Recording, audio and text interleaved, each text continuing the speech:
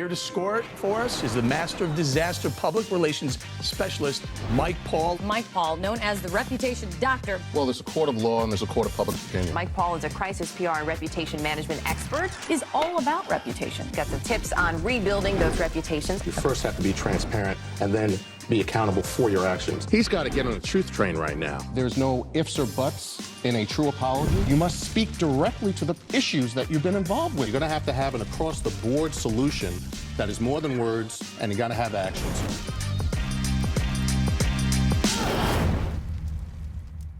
Our guest today is Maureen Farrell, who is the co-author of a great new book that's out called The Cult of We. Maureen, welcome to the program. Hi, Mike. Thanks so much for having me. Well, thank you. Well, first I want to start by getting Eliot's name out there and tell us about your co-author, and then we'll dive into a little bit more about the book and tell us about your background and Eliot's background, if you could.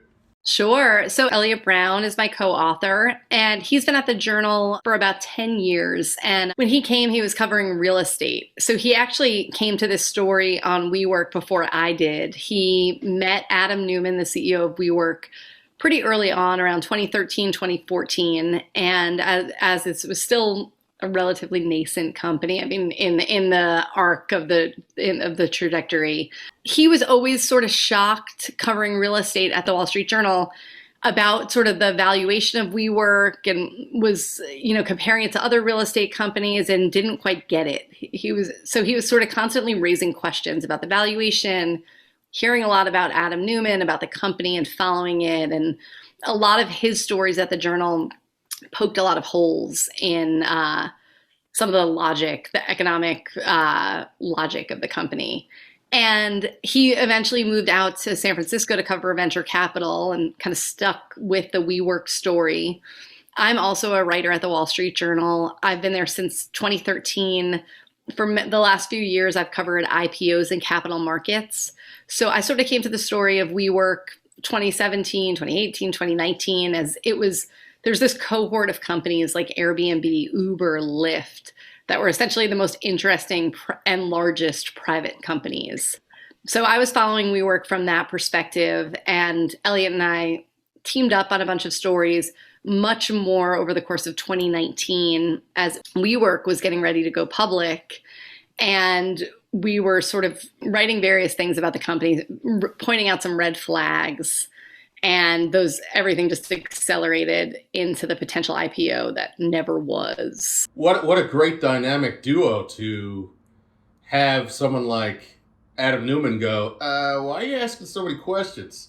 By the way, I used to be, years ago, Executive Vice President of Economic Development for the City of New York. So I know Eliot's background, and then for him, nightmare for Adam, by the way, to then be covering some of the real estate barons here in the New York area and others, and also understanding the real estate model of a Regis and others that were breaking into the industry way before Adam was around, right? And then to be able to say, no, I'm in this beat now of IPOs and venture capital, capital in general in the San Francisco area, but I was you. I know you better than you. What an amazing way to have an investigative journalist team look at this first for the Journal and then as a book. We really enjoyed working together all along the way. So why don't we start with this, and then we can jump into various angles. I understand that you guys put together a top 5 list of what you believe are the top 5 things you really need to know within the book. Could you go through some of them? Sure. So I would say, in terms of some of the biggest takeaways is, mean, when you look, I think a lot of what fueled this is this moment in time where private capital was so abundant and chasing after the giant outsized potential returns of tech companies. And, I think that really drives a lot of this story. When you look at it, it was, so many investors were going after the next Facebook, the next Google, the next giant company. and were willing along the way to ignore many red flags. And Adam Neumann was an absolutely masterful fundraiser in particular. He was a masterful communicator, selling people on this idea, but along the way with fundraising. And he very much saw that tech companies were the one. This was like a zeitgeist. That was the companies that were raising the most money, that were valued the highest. And from there, everything sort of moved along. So he pitched this company as a tech company. I mean, going back to Eliot's background, when he was covering this company, he was a real estate reporter at the Wall Street Journal, met Adam Neumann, and Adam Neumann was saying, could you get someone at the Journal who covers tech or community to cover us? The real estate reporter should not be covering this company. It's not real estate. And if you've been to a WeWork, you know it's very much real estate. Of course. And as I said, for those of us in New York, maybe not as common in other places around the world or smaller cities, we're also used to seeing shared space environments. We're used to seeing at least a business that should have been somewhat a competitor, right, to a WeWorks, no matter how he described it, because the virtual world and the remote world was happening in New York at least 10 years before there was ever a WeWorks, correct? Yes. I know it's interesting that you mentioned that because we met a lot of people doing shared office space at the beginning. I mean, Adam Neumann came up with the idea. We understand he was a student at Baruch College and he became friendly. He came to Baruch College in New York after serving time in the Israeli Navy. He emigrated from Israel, served in the Israeli Navy. So he was somewhat older. He was in his 20s when he started at Baruch. He became friendly with a woman, I think she was in maybe her 50s or 60s. And they would work on project together, became kind of fast friends, we heard. And her son owned something called Sunshine Suites. And it was something very similar to WeWork. And she really liked Adam. She asked her son to give him a tour of the Sunshine Suites.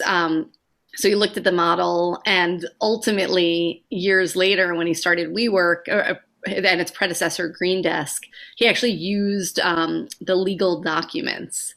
So this was a concept that was and classic. Yeah, classic Adam. Used the similar ones, but there were a number of other competitors to Sunshine Suites. There were just a lot of shared office space companies, but immediately Adam Neumann came on the scene and he was ready to go bigger than everyone else. And he did very quickly. And he was a dropout of Baruch, though, right? He never finished. He never finished. He was pursuing entrepreneurship and had this grand vision, not for shared office space, but for baby clothes. And this is what led him to drop out. It was a company called Crawlers that he started, where he put knee pads in baby clothes and thought it was going to take over the whole market for baby clothes. He did not have children at the time. Now he has 6. But he thought, babies are going to be uncomfortable when they crawl. This is genius. And that led him to drop out of Baruch. He eventually, I think, got an honorary degree. He gave a speech at the commencement. A great speech. I've watched it many times, but he did not finish there. Like many great entrepreneurs, dropped out of college. And let's talk about him for a few seconds. So a lot of people have called him charismatic, but in my professional opinion, I would say he's really a narcissist. And what is the difference between those two, and how did you utilize that in your book as he was able to convince people, not only give him the amount of money that they gave him, but to believe that a real estate company should be valued and seen from a viewpoint with an affinity so great to want to work there, give money, not just see it, right? And to change their own orbits in their own minds, hearts, and souls to be convinced that it should be valued like a software company. Well, I would say, I don't know quite where to put him on this, but I think he was both he was so charismatic and narcissist, probably megalomaniacal, very likely. He was talking about that a Middle East peace accord would be signed in a WeWork, and that he would be in the epicenter of these peace talks, that like he would be the one to solve Middle East peace. He thought he would be president of the world, and people, like, he would sort of laugh as he said it, but people around him were like, no, he really believed that. So there are these, ambitions that were bordering on lunacy, delusional. Yet he went big and achieved well more than a lot of people ever thought he would at the beginning. And people were sort of watched skeptically, and he kind of kept performing until he didn't. He had this ability. And one of the ways that Eliot Brown and I would talk about him, and with our editor and with our agent when we were writing this book, is we sort of thought about him like a magician, and kind of employing magician-like techniques, like, don't look here, look here. We're not a real estate company, we're a tech company. And as he was raising money, it kept on shifting to be sort of whatever was the hot type of company. And it was always tech-ish, but he at the beginning, he called himself WeWork a physical Facebook, when Facebook was the hottest company. Then he sort of moved into calling it a platform like Airbnb and Uber, even though it wasn't really that. He started talking a few years later, especially when SoftBank, his big investor, came in, an artificial intelligence company.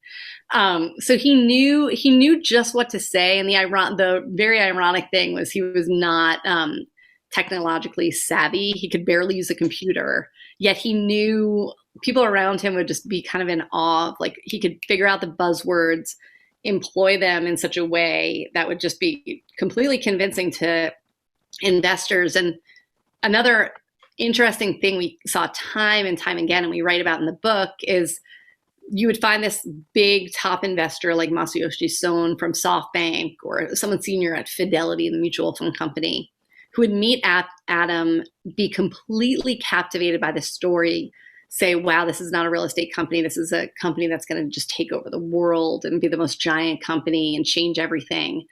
Then they would have people underneath them doing due diligence on the company, looking at the numbers, historically, the projections, and saying, this makes no sense. This doesn't achieve any of the things that Adam Neumann is saying, or others. And time again, that senior person who is captivated by Adam Neumann would just override those concerns and say, who cares about the red flags? He'll figure it out. Let's give him a lot of money. And the checks kept on getting bigger and bigger and bigger. And let's talk a little bit about the quant side of this. So what are the numbers? One of the bullet points, tell me if I'm correct, is for every dollar that went in, 2 went out. And overall losses were about $11 billion by the time it was time for him to go. But give us a little flavor on that from your view of what are the numbers that people need to understand? Sure. That's those are the critical ones. The other ones are, it was one of the fastest growing companies. You could go almost anywhere in the world by the end. You could go to China, you could go to India, you could go all over Europe. And big swaths of the globe were covered with WeWork. She would go downtown, almost at so many cities in the United States. So it was growing so dramatically. And that was something, investors like to see growth. They also want at some point a path to profitability. And what WeWork was doing was, as its numbers were growing, as its revenue, its losses were growing just as dramatically, sometimes even more quickly. So it was sort of like, you could build anything theoretically that way. You could, if you spend just as much as you lose. So there was no true path to profitability that anyone could see. And yeah, it's a dangerous proposition, basically. Was part of the attractiveness, besides the pitch, besides it being other people's money and not your own personal money, and so many other factors, that he also understood the amount of space in the world that was commercial, that was available to be retrofitted with a WeWork world? Completely. Yeah, that's a very good point. The bankers and investors like to talk about the TAM, the total addressable market, and it's huge. So you could throw out this number in the trillions, and he did, and say this is all ours potentially. But it's also, they were going after this market and changing a lot of this market and commercial real estate into WeWorks. But then, I mean, that was also where they started running into trouble. At first, it was started as this, for solo entrepreneurs or small businesses would go, and it would be this beautiful space. You could get everything you want in an office all in one. It made it very easy. There was a real convenience factor. There was the serendipity factor. You'd go in, maybe you're a lawyer, you find a million clients there. You're a graphic designer, same thing. People are making these like spontaneous connections, especially the millennials. He would pitch it as this, like, work is changing. I think there's a truth to that. Like, people want to be in cool spaces, want to work differently. But then, I mean, there's only so much growth from that group of individuals. Like, to go after big ticket growth, you have to start going after enterprise customers, big corporations. And they did. And it's an interesting concept for Amazon to go, especially now, and they're moving into it in the post-Adam Neumann era. But, Amazon's going to grow office space, shrink it, or anyone else, JP Morgan, and you go and get 3 floors of a WeWork, and then you could scale it back. It gets expensive, and there are all sorts of other logistical things that you need to do to retrofit space for Amazon. They're going to want something different than JP Morgan would want. There's security concerns. So it was a grand idea, and they started building it out, but it wasn't necessarily a profitable one. At least they had not figured out a way to make it that. Tell me about his wife. His wife is a really key part of this book, and I think this whole story. And basically, he meets her when he had started Green Desk, and she grew up in New York. She grew up in a sort of very wealthy family. She had these kind of Hollywood royalty connections. She was a cousin of Gwyneth Paltrow. She went to sort of elite schools in New York, had a constellation of friends with a lot of wealth around her. She grew up wealthy. She knew a lot of people from these sort of dynastic families in New York. And she met Adam. Adam, we understand, was always kind of had big dreams and really just would always talk, even growing up in Israel on a kibbutz, these like communal spaces. He would tell people, I'm going to be really like rich someday. I'm going to be a millionaire. I want this grand life. So he met her, and it sort of immediately, it seems like sort of made his ambitions go even more extreme. And he kind of saw a world he didn't know quite as much before. So she played a big role from the beginning. At first it was more peripheral, but you would see her sort of, connecting him to people to raise money from. She also connected him. She was very into Kabbalah. She had moved to Los Angeles to try her hand at acting after she went to college. Did not do very well with acting. She didn't really land many roles, but she made a lot of connections in Hollywood, even outside of Gwyneth Paltrow, her cousin. People like Ashton Kutcher. We understand that she went every Wednesday night. She would go to these dinners at his house when he was married to Demi Moore. And they would be Kabbalah dinners, learning about this mystical, spiritual, not religion, but this idea. And she sort of took those connections back with her. Adam was so excited to meet people like Ashton Kutcher, and also became very involved in Kabbalah in New York. And some of those ideas factored into the company. I mean, even verbatim, some of the verbiage they'd use. He had his spiritual leader from Kabbalah come and host meetings with senior executives for like weekly meetings to talk through things. So that it sort of was infused into the company, this Kabbalah, other things. As time went on, Rebecca Paltrow Neumann became more and more involved in the company on the marketing side, jumped around to a lot of different positions, but especially around the time of the IPO going public, she had already been retroactively made a founder. She wasn't a founder at the beginning, and at some point they changed their documents. It was Adam Neumann, Miguel McKelvey, his original co-founder, and Rebecca Neumann became the third co-founder. And people are like, that's strange. And anyway, she played this role some of the more outlandish things she seemed to play a big role in as they were getting ready for the IPO. And some of the things that actually, especially around corporate governance, that really hurt the company. I mean, one such example was that she would be one of the people to pick a successor to Adam Neumann if anything ever happened to him. That was just felt like a huge red flag to different investors I spoke to. Because she is him if they're married, right? One of the things, we know people in business who, let's say, have had credit problems and everything goes in the wife's name, right? And then the wife gets more involved with the business because even though she might not understand the business, or it doesn't have an interest the same way that he does, that she's involved because it's the only way that we, the family, me, can still do the things we need to do.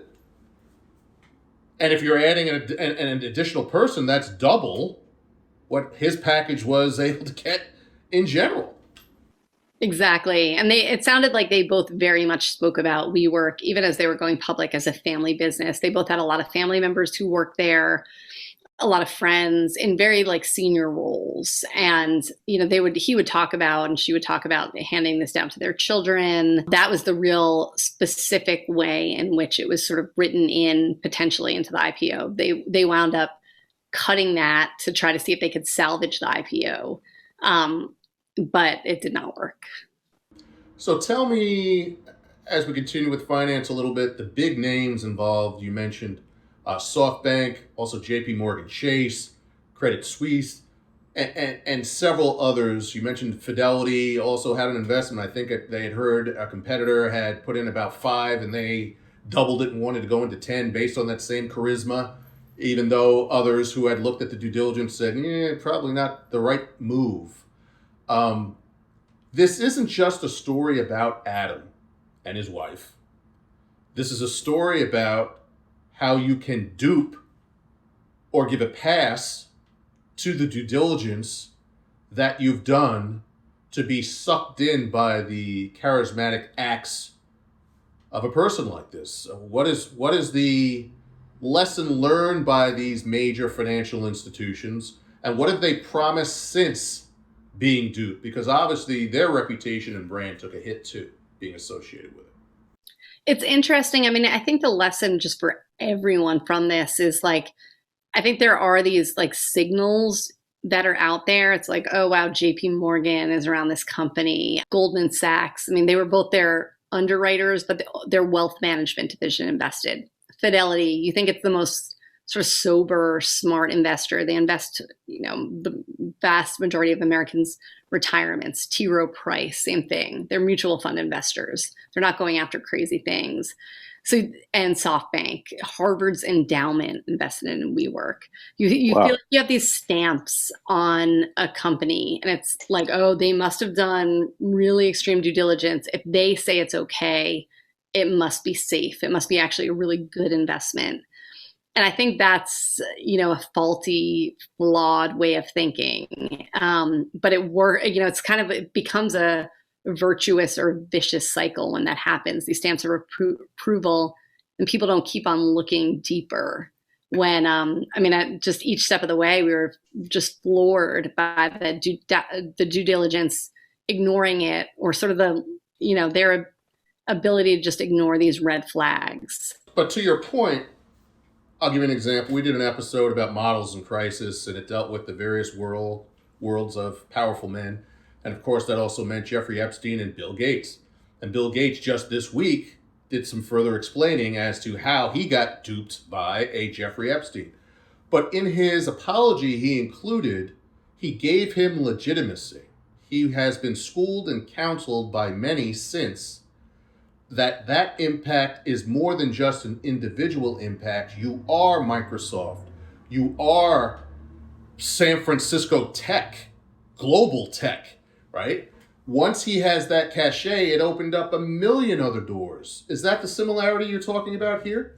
Completely. I think it's a great analogy. It's like, I think someone like an Adam Neumann, on a much more absolutely horrible Jeffrey Epstein, it's like, sort of leveraging those points of contact, can go so far. And I think there's a certain type of person who knows how to sort of maximize like each person in their orbit, each new person they bring in. And Adam Neumann did that constantly. And the people just seemed to get more, higher and higher levels. It was like the masters of the universe, the global leaders. And he really saw himself on a par with them.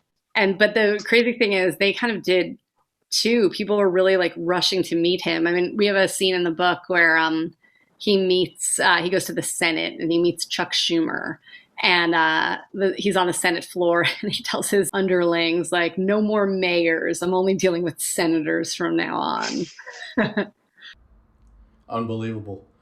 Ironically, I used to work for a U.S. senator from New York, so that I've met folks like him. Let's just say that. In addition to the Eliot San Francisco connection and the desire to be like tech firms, early on, the second office of WeWork was in San Francisco. And was that for him to have more time to go out there to learn more about what he wanted to become? Was it a part of the foundation of making sure it wasn't just seen as a real estate play? How do you see that move to San Francisco so early on playing out to enable him to hoodwink so many? I think all the things you just mentioned were like to understand the tech world, understand Silicon Valley, California tech, and also to give sort of more credibility in that regard. He also, one of his first investments, the first larger investments came from the venture capital firm Benchmark Capital. And I mean, they're really one of the top VC investors in Silicon Valley. Yes. They were in eBay. They were one of the early investors in eBay. They have this pretty incredible track record as an investor. So when he landed that, I mean, no matter what, that also gave him a certain cachet. But he also learned from them and continued to learn. I mean, one of the things we write about in the book, and we heard, I think this was before the Benchmark investment, is Sean Parker, one of the early investors in Facebook, and he was a confidant at the beginning of Mark Zuckerberg. Adam Neumann got to know him just through his social circles. Him and his wife would go over to Sean Parker's house and meet a lot of like the tech billionaires or really successful tech investors. And we understand that he was like, his eyes sort of like popped hearing about their lifestyles and the private jets. And Sean Parker had like a 10-bedroom house in the West Village and would have all these like crazy parties. So he was really, that also intrigued him. And the funny thing was we heard that he would pitch them on his company, Sean Parker and others who were big tech investors. And he would say, oh, I have the physical Facebook. You know Facebook, but I have the physical Facebook. And they would all kind of laugh at him and did not invest. But I have to say, external to the sex and the debauchery of Epstein, so Epstein-esque. I mean, it's just frightening to hear the comparisons in the need to be around those like that he got the branding, got the reputation from the 1% world in various ways. And then there was another side of him still kind of touching that world when it came to drugs. And can you tell us about one of his plane flights and what happened with the stewardesses on that flight because of drugs? Well, we understand. So eventually, I mean, this is before and after this, but he convinced his board, he convinced investors to let him buy a private plane, which is almost virtually unheard of for a private company. And there's all sorts of research that, once a company has a private jet, they tend to not do as well. There's a researcher who's looked at that, and you can kind of imagine why. Maybe it makes you're not making the smartest decisions with your capital. That's right. Yeah, so he had a private jet, but he also, before that, would very regularly fly on private jets that they would rent. And there are several occasions that we understand that he was smoking, him and friends were like smoking marijuana throughout the flight. And there's even a scene where he's like, someone complains that they were like him and friends were all spitting tequila at each other, and the plane was such a mess at the end of it.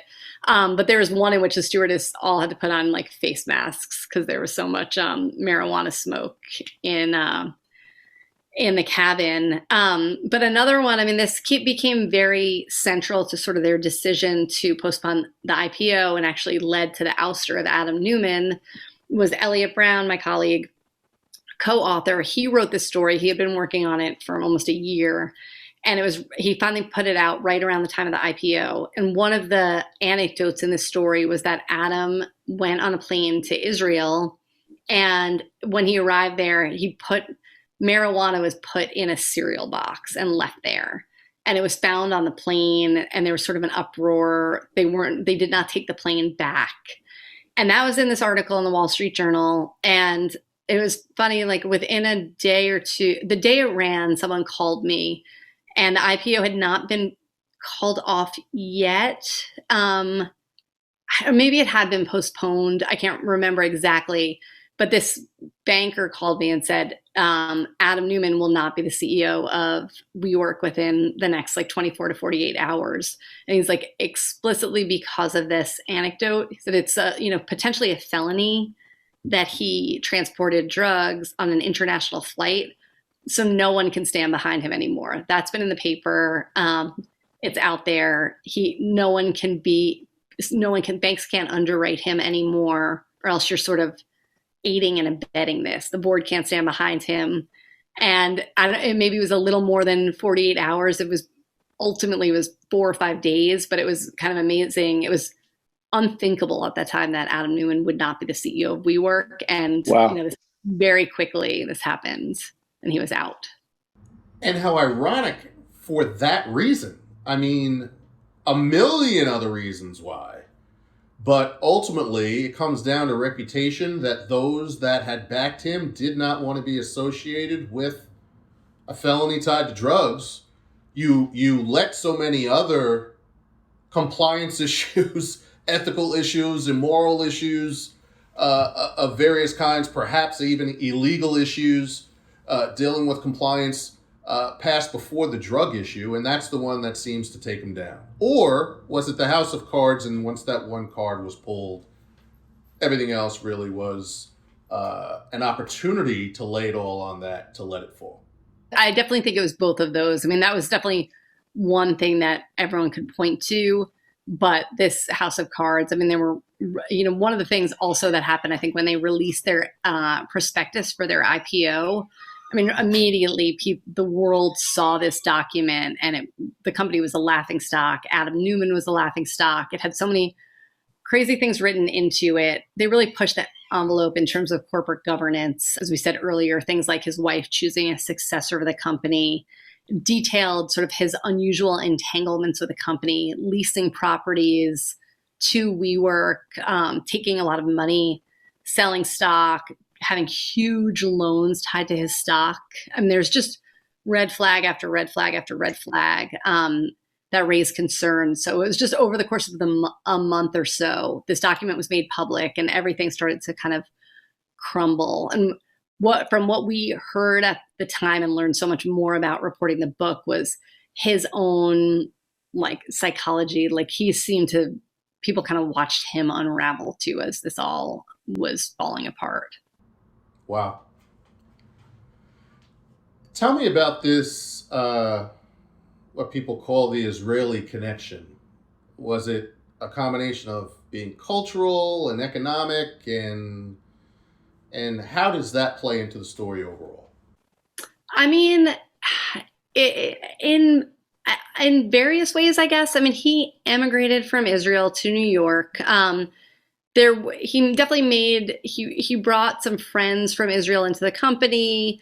He had some connections to financiers. One of the early investors related to Benchmark was in Israel at the time. He had heard a lot about Adam Neumann just through mutual connections.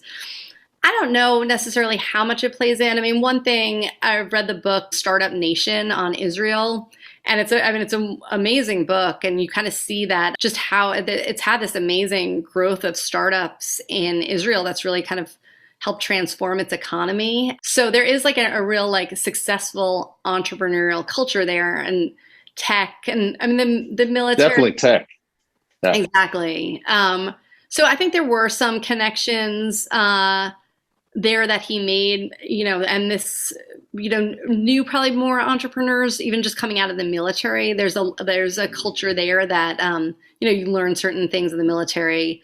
Everyone is in the military in Israel. You have to serve. So I think there's something there, but I don't know how much more than that. I mean, they had offices there, you had family ties, but yeah, I don't know if I would make too much of that beyond that. How'd you like to wrap up? Oh. What's the most important point that we haven't touched on yet? I mean, I guess the most important point is that it just seems like this company, in plain sight, there were so many red flags that were ignored time and time again just for this rush to try to kind of cash in on this company, that it could have been the next big thing, and overlooking red flags time and time again, both from Adam Neumann, from the company's business model. And what we really hope the takeaway is that people read this book and this doesn't happen again in the same way. That people kind of stand up at the moment they should, whether it's an investor. You don't have to give founders control. I think there's this idea right now that founders have all the power, and everyone talks about Steve Jobs, that he, but they didn't have Jeff Bezos. They didn't have this founder control, and this founder control just seems like it can cause a lot of issues. So we hope it serves as like a blueprint for what not to do in a lot of ways, because I do think Adam Neumann was a visionary entrepreneur. He had a great idea. I think few people in the world could have executed like he did up until a point. And I don't know, sometimes I think it's like the tragedy is if people, some of the most sophisticated investors in the world, sophisticated board members, if people just stood up to him, maybe this company could have had a very different trajectory. So I hope people take lessons from it. I have to say, based on the current state of the world, it does not seem like that's happening. I mean, we're seeing wild companies, pre-revenue companies go out to the public markets, and these special purpose acquisition corporations, SPACs. I mean, it seems like there's a lot of extreme risk taking, maybe not on the size or scale of WeWork and Adam Neumann, but questionable companies coming to market. So it does not seem like the world has woken up to it yet, but we really hope so. Well, I have one follow-up to that, which I think has to be said. So obviously we've had other major scandals that have been even bigger than this. For example, instruments that should have never been sold, right? Mortgage crisis that we had. Those that played in it said, we learned our lesson. We're really never going to have anything like that. You who study it know that's a lie. There's been many who still continue. They tweaked it. There are many products out there and many services out there, not just in the financial world, but in the world of corporate business in general, that is still unethical, immoral, illegal on a daily basis. What's the checks and balances to that? How do we, either as investors or consumers or government, regulatory, what would your advice be in understanding these various instruments and various types of organizations? If you had the opportunity to make a change for greater accountability, what would it be? Oh gosh, it's a great question, because I think to exactly your point, I mean, it's not going to, history won't repeat itself, but it'll just take a new form. And we're probably won't have the same mortgage crisis. All government has put in place all these things to make that difficult. I mean, we're not going to, the too big to fail banks. I mean, government steps in and tries to solve a problem, but it's just then the financial world is very sophisticated for better and worse. So there are permutations then. We won't see another probably mortgage crisis in the same way, but it'll be something else. It's a very tricky question, because even when you think about how this could have been stopped, something like WeWork, essentially the private markets are just not regulated the same way as the public markets. David Solomon, the CEO of Goldman Sachs, said after the fact, I mean, their bank was one of the underwriters, helped Adam Neumann write the prospectus for this company. But he said, oh, the process worked because retail investors saw it. The average investor saw this document and didn't want to buy the company. So there was like a protection there.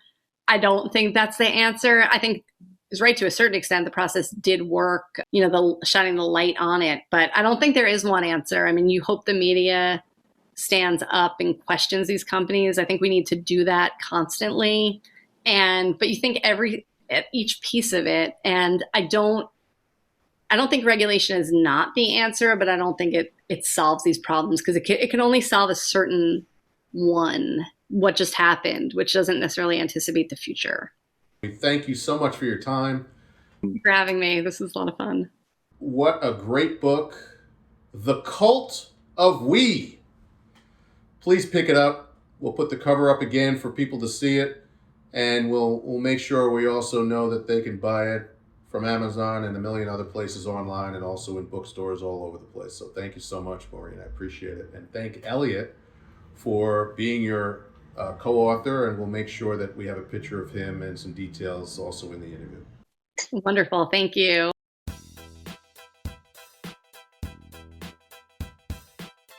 Our t-shirt of the week is Triumph 105, which, if you remember, just a few weeks ago was a guest on our program. And the prayer symbol I love. I also love the C, which equals 100, and the 5 that equals 5, $1.05 for the cheeseburger. If you don't know what I'm talking about, go back and look at the episode. And what a great organization. They not only have a for-profit section, but they're also created a nonprofit that is giving back to the community. They've got some great paraphernalia on their website, great t-shirts, hoodies, and other things, so check them out.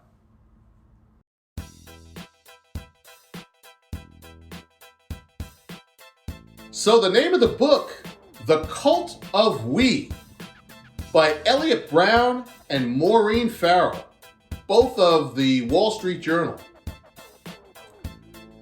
Cult is a key word.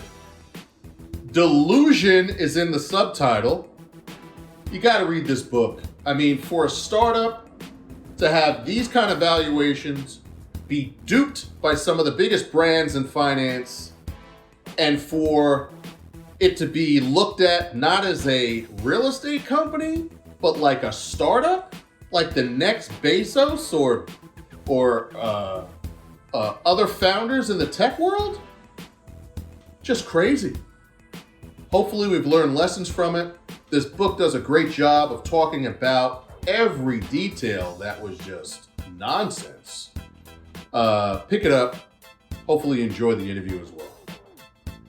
And please don't forget to follow us and subscribe to our YouTube channel, Apple Podcasts, Google Podcasts, and Spotify. See you next week. And remember, less head work, more heart work. Peace.